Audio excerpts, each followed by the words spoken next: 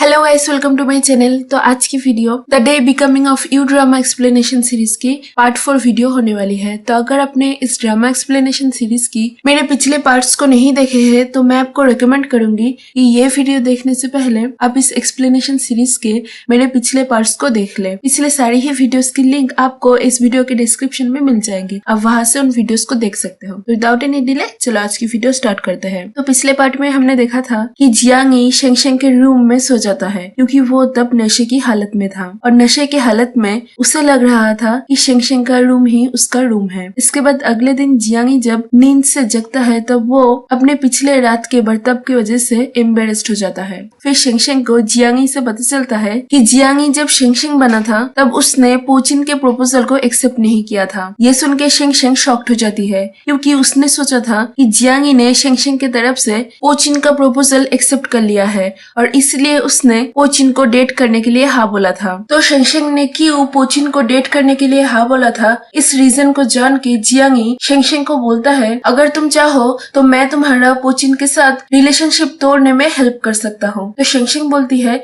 नहीं, पोचिन अच्छा लड़का है तो मैं उसे एक चांस देना चाहती हूँ। आगे दाचुन को जब पता चलता है कि जियांग यी पिछले रात शेंगशेंग के घर में सोया था तब वो जियांग यी को बहुत कुछ बोलता रहता है कि वो क्यों शेंगशेंग के घर में सोया था। अगर शेंगशेंग ने जियांग यी के बारे में बाहर बता दिया तो क्या होगा। तो ये सब कुछ सुन के जियांग यी दाचुन के सवालों का जवाब नहीं देता। फिर जियांग यी अपने घर में उन सब फोटोज को देखता है जब शेंगशेंग जियांग यी बनके फोटोशूट करने गई थी। उस फोटोशूट के टाइम शेंगशेंग ने तब जियांग यी बनके बहुत सारे क्यूट पोजेस दिए थे जिसको देख के जियांग यी बहुत ही खुश हो जाता है। फिर अगले दिन शेंगशेंग को वो 2 अखरोट भेजता है ताकि उन 2 अखरोट को घिस के शेंगशेंग ठीक उसके अखरोट के जैसा ही अखरोट बना सके। इसके बाद शेंगशेंग और पोचिन डेट पे जाते हैं जहाँ शेंगशेंग पोचिन के साथ डेट पे उतनी एंजॉय नहीं करती और उसके साथ बोर हो जाती है। अगले दिन शेंगशेंग देखती है कि जीशियाओ ने अपने आर्टिकल में जियांग यी के उन सब फोटोज को दिया है जब वो मोमो को उसके पापा के साथ घर भेज रहा था और उन फोटोज को देख के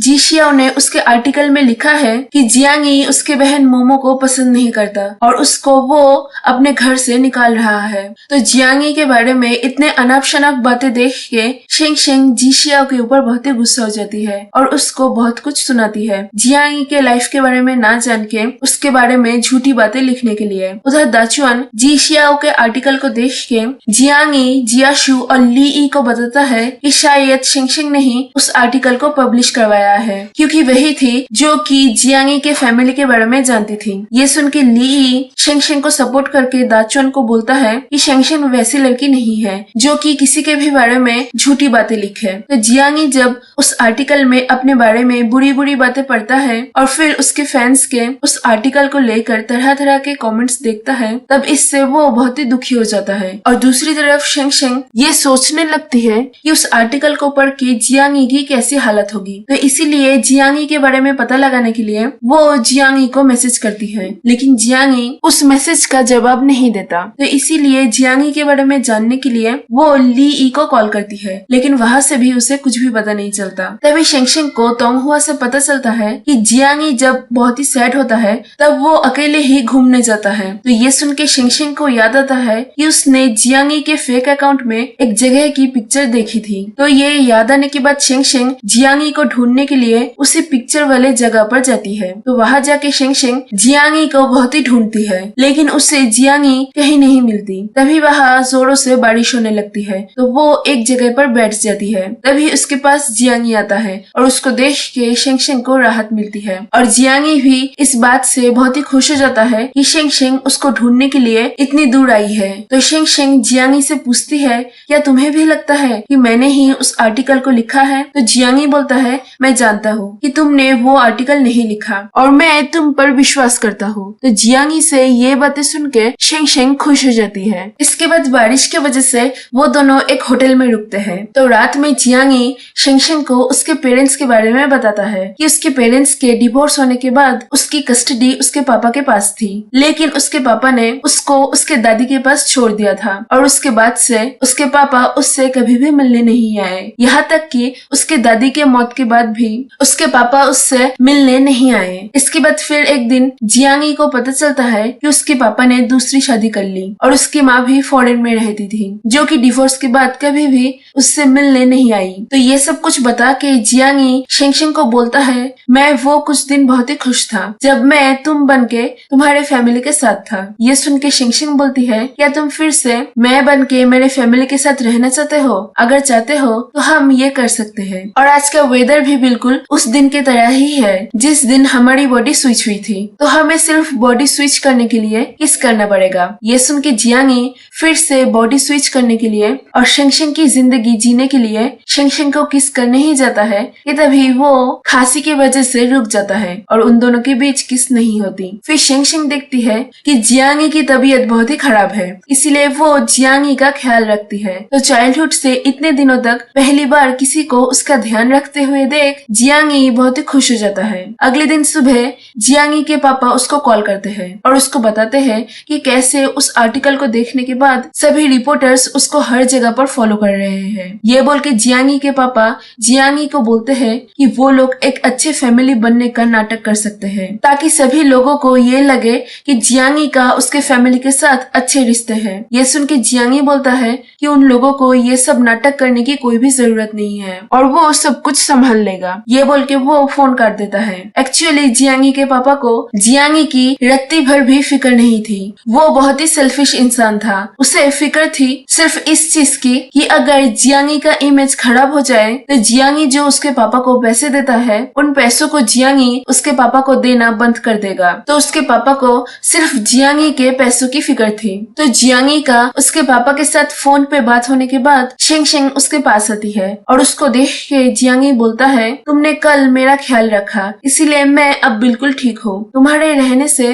अब मुझे अकेलापन महसूस नहीं होता। ये सुन के शेंगशेंग बोलती है, तुम कभी भी अपने आप को अकेला मत समझना क्योंकि तुम्हारे पास तुम्हारे फ्रेंड्स हैं और बहुत सारे फैंस हैं। आगे शेंगशेंग और जियांगी उस जगह से घर चले जाते हैं। इसके बाद एक दिन शेंगशेंग उसके पापा के रेस्टोरेंट से जियांगी के घर में उसके लिए खाना लेके जाती है क्योंकि जियांगी ने कहा था कि वो शेंगशेंग के पापा के हाथों से बनी हुई खाने को बहुत ही मिस कर रहा है। तो शेंगशेंग जब जियांगी के घर खाना लेके जाती है तब वो देखती है कि शुई वहाँ पहले से ही मौजूद है और जियांगी शुई को भी उसके और शेंगशेंग के साथ शेंगशेंग के लाए हुए खाना को खाने बोलता है, जिससे शेंगशेंग जियांगी के ऊपर बहुत ही भड़क जाती है क्योंकि वो नहीं चाहती थी कि जियांगी उसके लाए हुए खाना को किसी और के साथ शेयर करे। तो जियांगी ने शुई को खाना खाने बोला था इसीलिए शेंगशेंग जियाशु को खाना खाने बोलती है और फिर वो चारों खाना खाते हैं और खाते टाइम शेंगशेंग शुई के सामने बोलती है कि वो जियांगी की बहुत ही अच्छी फ्रेंड है।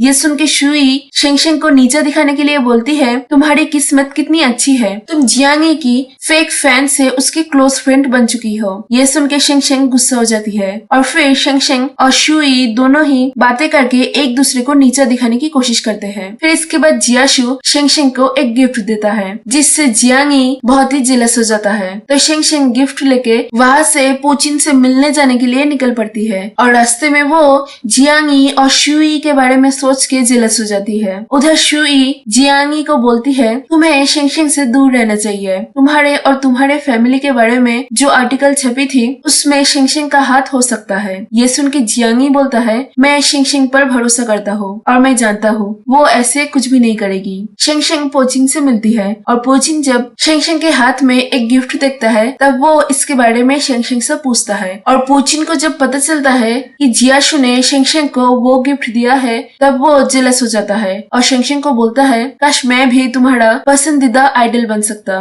तो तुम मेरे गिफ्ट को लेकर भी इतनी ही खुश होती। उधर जियांगी घर में जियाशु से पूछता है, तुमने शेंगशेंग को वो गिफ्ट क्यों दिया? तो जियाशु बोलता है, शेंगशेंग मेरी फैन है और उसको खुश करने के लिए मैंने उसको गिफ्ट दिया। और फिर जियाशु जियांगी को बोलता है, क्या तुम्हें पता नहीं चला कि शेंगशेंग आज गुस्सा थी तुम पर? वो इतनी मेहनत से तुम्हारे लिए खाना लाई और तुमने खाने पे एक लड़की को बुलाया जिसको शेंगशेंग बिल्कुल भी पसंद नहीं करती। तुम्हें इसके लिए शेंगशेंग से माफी मांगना चाहिए। ये सुन के जियांगी शेंगशेंग से माफी मांगने के लिए उसको कॉल करता है और बोलता है, मैं तुम्हारे घर में तुमसे मिलने आ रहा हूँ। उधर पोचिन और शेंगशेंग की डेट खत्म होने के बाद पोचिन शेंगशेंग को बोलता है कि वो दोनों एक जगह पर घूमने जा सकते हैं ताकि वो दोनों एक दूसरे के साथ और भी टाइम स्पेंड कर पाए। तो ये सुन के शेंगशेंग तभी उसको घूमने जाने के लिए हाँ नहीं बोलती। तो पोचिन जब शेंगशेंग को छोड़ने उसके घर जाता है तब जियांगी भी वहाँ ही होता है और वो उन दोनों को एक साथ देख के जेलस हो जाता है। फिर पोचिन के जाने के बाद जियांगी शेंगशेंग से मिलता है, लेकिन इसके पहले कि वो शेंगशेंग से माफी मांग पाता, शेंगशेंग बाहर से चली जाती है और घर जाके सोचती है कि जियांगी और शुई बहुत ही क्लोज फ्रेंड्स हैं। वो दोनों बहुत ही अच्छे से एक दूसरे के साथ बातें करते हैं और ये सोच सोच के शेंगशेंग बहुत ही जेलस हो जाती है, क्योंकि शेंगशेंग को ये खुद भी नहीं पता था कि वो जियांगी को पसंद करने लगी थी। और दूसरी तरफ जियांगी भी पोचिन और शेंगशेंग को एक साथ देख के उनके बारे में सोच के जेलस हो जाता है। अगले दिन शेंगशेंग तोंगहुआ के साथ शेयर करती है कि वो पोचिन को इतने दिन डेट करने के बाद भी पसंद नहीं कर पा रही है। पोचिन जब उसके साथ रहता है तब उससे पोचिन के लिए कुछ भी फील नहीं होता। इवन समटाइम्स उसे पोचिन के आसपास अनकंफर्टेबल भी लगता है। ये सुन के तोंगहुआ बोलती है, तो तुम पोचिन के ऑफर को मान के उसके साथ घूमने चली जाओ, वहाँ पोचिन के साथ एक्स्ट्रा टाइम स्पेंड करके देखो। अगर तुम्हें वो पसंद आ जाए तो उसके साथ रिलेशनशिप कंटिन्यू करना, नहीं तो उससे ब्रेकअप कर लेना। तो तोंगहुआ की बातें सुन के शेंगशेंग को लगता है कि तोंगहुआ जो भी बोल रही है वो ठीक है। दूसरी तरफ जियांगी शेंगशेंग और पोचिन की स्टोरी को एक कहानी की तरह दाचुअन को बताता है और उसको बता के ये पूछता है क्या उस कहानी में वो लड़की उस लड़के से प्यार करती है। तो दाचुअन कहानी को सुन के बोलता है कि स्टोरी का लड़का मेल लीड नहीं बल्कि एक सपोर्टिंग कैरेक्टर की तरह लग रहा है। तो पोचिन और शेंगशेंग की स्टोरी में पोचिन सपोर्टिंग कैरेक्टर है, ये सुन के जियांगी खुश हो जाता है। तो वो तभी शेंगशेंग को उससे मिलने बुलाता है और शेंगशेंग जब उससे मिलने जाती है वह जियांगी उससे माफी मांगता है। शुई को शेंगशेंग पसंद नहीं करती, इसके बाद भी उस दिन उसको खाने पे बुलाने के लिए। तो जियांगी उससे पर्सनली माफी मांगने आया है, इससे शेंगशेंग बहुत ही खुश हो जाती है। फिर जियांगी शेंगशेंग को दिखाता है कि उस दिन शेंगशेंग ने जो खाना उसके लिए लाया था इसके बारे में जियांगी ने सोशल मीडिया में भी पोस्ट किया है। ये देख के भी शेंगशेंग खुश हो जाती है। इसके बाद शेंगशेंग जियांगी को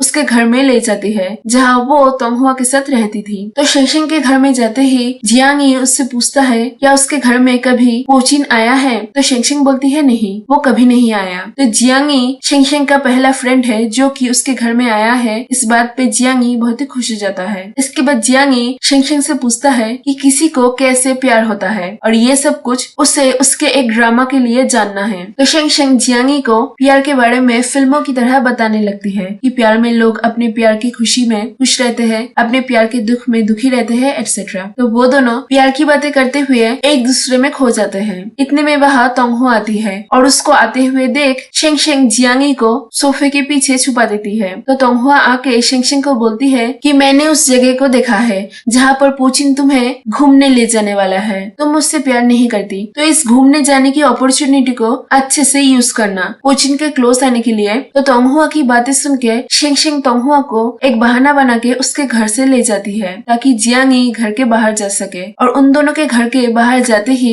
जियांगी तोंगहुआ ने पोचिन और शेंगशेंग के घूमने जाने के बारे में जो भी बोला था उसके बारे में सोचने लगता है और शेंगशेंग घूमने जाने की इस अपॉर्चुनिटी को यूज करने वाली है पोचिन के क्लोज आने के लिए। इससे जियांगी बहुत ही जेलस हो जाता है और वो शेंगशेंग और पोचिन के ट्रिप को बर्बाद करने के लिए शेंगशेंग के पीछे पीछे वो जहाँ जा रही है वहाँ जाने का सोचता है। तो अगले दिन शेंगशेंग और पोचिन अपने ट्रिप पे जाने के लिए निकल पड़ते हैं और रास्ते में शेंगशेंग पोचिन से पूछती है क्या उसने मेडिकल साइंस में कभी भी बॉडी स्विचिंग के बारे में पढ़ा है। तो पोचिन बोलता है कि उसने बॉडी स्विचिंग के बारे में पढ़ा है और वो इस बारे में और भी डिटेल्स में पढ़ के शेंगशेंग को बताएगा। इसके बाद शेंगशेंग और पोचिन अपने होटल पहुंचते हैं जहां जियांगी पहले से ही मौजूद था और वो शेंगशेंग को देख के उसके होटल रूम के पास ही एक रूम बुक करता है और फिर शेंगशेंग और पोचिन जहां भी जाते हैं उनको फॉलो करता है। तो वो दोनों स्नूकर खेलने जाते हैं जहां पोचिन शेंगशेंग के क्लोज आके उसको खेलना सिखा रहा होता है। तभी उन दोनों को एक साथ देख के जियांगी उन दोनों को तंग करने के लिए उनके आसपास घूमने लगता है और जियांगी को देख के शेंगशेंग पहचान जाती है और उससे अकेले में पूछती है कि जियांगी वहाँ क्यों उसको फॉलो कर रहा है। तो जियांगी बोलता है मैं तुम लोगों को देख के एक्टिंग करना सीख रहा हूँ। ये सुन के शेंगशेंग चली जाती है और फिर पोचिन के साथ एक और जगह पर घूमने जाती है जहाँ पोचिन उसको हक करके बोलता है कि 20 सेकंड हक करने से हम दोनों के बीच प्यार बढ़ेगा और उन दोनों को हक करते हुए जियांगी देख लेता है और यहाँ ही ये पार्ट खत्म हो जाती है। तो यही थी आज की वीडियो, मिलते हैं अगले वीडियो में। Stay tuned.